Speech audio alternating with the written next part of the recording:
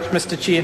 Mr. Chair, we're getting to the guts of the bill now. This is the most possibly the most significant change being made in this piece of legislation is this asset swap. Now let's be clear what this is all about, because there's no evidential base to suggest this is going to result in more security of supply or lower power prices. What this does is it makes the SOEs more attractive for privatisation.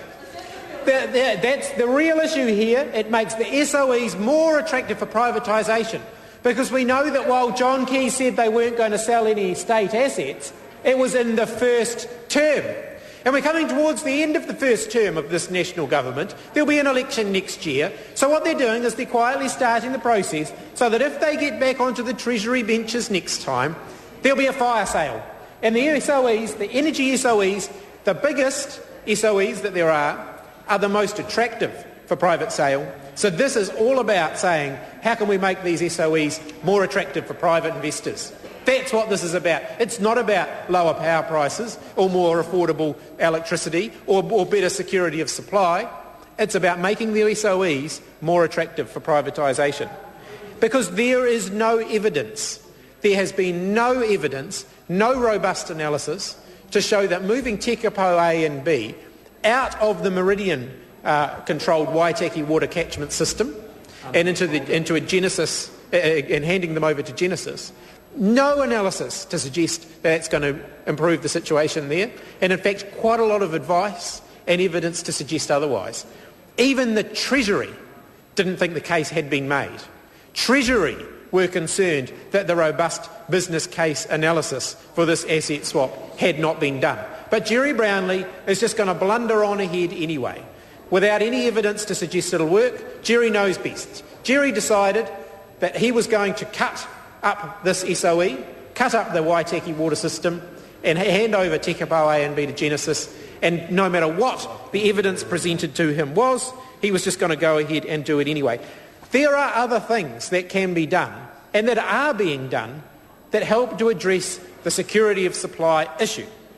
Because Meridian and Genesis have already concluded a winter hedge agreement earlier this year, so that in dry years when Meridian can't generate from the hydro, Genesis agrees to fire up Huntly to fuller capacity, meaning that there will be no security of supply issue. So the rationale for the swaps is greatly diminished by that agreement that is already being reached. Now, Mr. Speaker, the virtual asset swaps already achieved the virtual asset swaps are another way of doing it without having to go through this particular mechanism. But, Mr. Speaker, I want to talk about what some of the people in the know, in the industry, had to say about this. And again, I come back to Ari Sargent, the Chief Executive of Powershop, who actually had some quite strong views on this, some quite constructive views on where we could go with the electricity industry before Jerry Brownlee muzzled him and told him he wasn't allowed to say anything. And he said, and I'm quoting here, Tekapo can control the water available to generate electricity through the entire Waitaki system made up of 8 separate hydro lakes. It is illogical to reduce the coordination between the Waitaki catchments and completely reckless to provide commercial incentives to a single supplier who has the power to restrict water to the rest of the catchments. That was somebody in the market, in the industry, saying this is a bad idea and could actually result, and it will likely result, in one of the SOEs maximising their use of their water to the detriment of the other SOE on that particular water system. It is when we're talking about the water flow, it actually doesn't make sense to have one company controlling the top end and another company working at the bottom end, because the company at the top end can control the amount of water the company at the bottom end is going to get. So Genesis will be able to control the amount of water that flows down the rest of the system into the part that's going to be controlled by Meridian. So it's not going to result, it's not going to create the incentives for the most efficient use of the water in that system. And that's what experts have been telling us. Again, I come back to Ari Sargent. This puts, and I quote, this puts the security of supply at risk and will see a change in river operation that will increase wholesale prices and prices to consumers, particularly in the South Island. So if this bill is all about lowering power prices for consumers, here we have experts in the field, Mr Chair, Chris Hipkins, telling us that's not going to be the case, and in fact it's going to increase power prices for consumers, for those at home struggling to pay their power bills.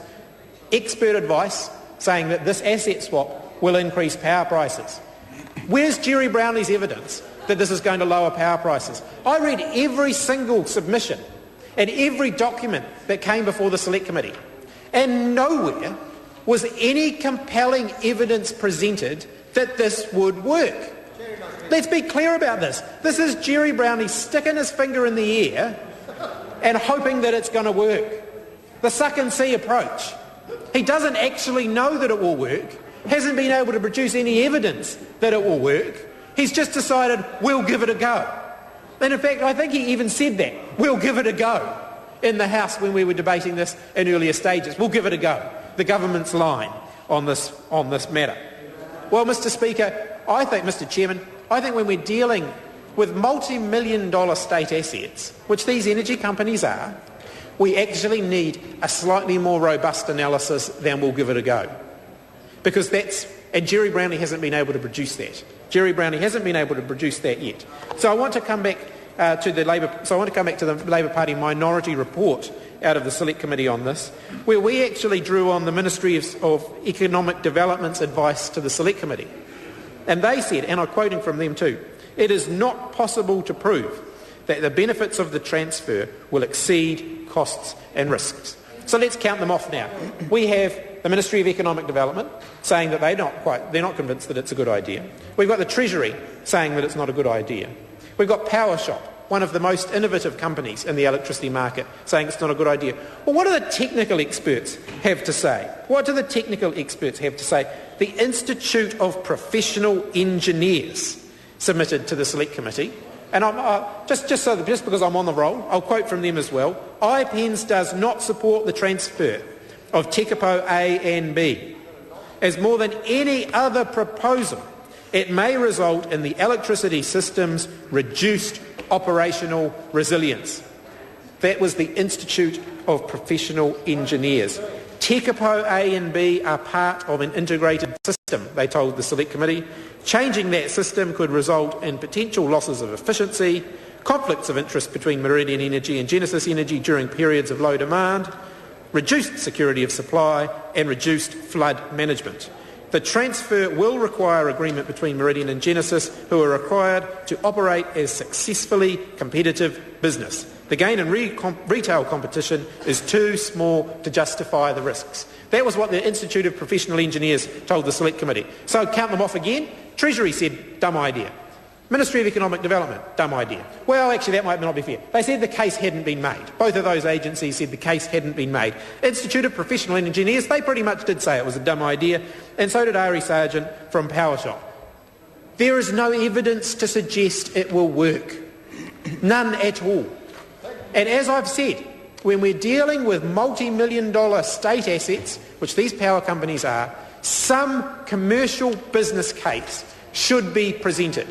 And it should be more than Jerry Brownlee simply standing up and saying, I think I'll give it a go. I think this is a good idea. I don't have any evidence for it, but I think it's a good idea. That's not good enough. That's not good enough from a Minister of the Crown.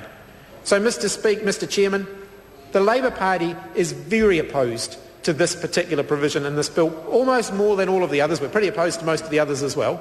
But this one in particular, we're very concerned about. Less efficient use of water, no guarantee that it's going to lower power prices, could create all sorts of conflicts of interest on the Waitaki water catchment system. No business case has been made to suggest that it's going to work, and a lot of advice presented to the Select Committee that suggests potentially it won't work. So we urge the government. Before I finish on that, the other thing is time frame's very tight, and already we're dragging our heels on this. We're already a month behind. This bill was supposed to have been passed months ago. So, Mr Chair, I urge the government, back off the accelerator on this, rethink it, go back to the drawing board. This isn't a good idea. No case has been made. Get the facts together, build the case, then maybe reconsider it. Members, the question is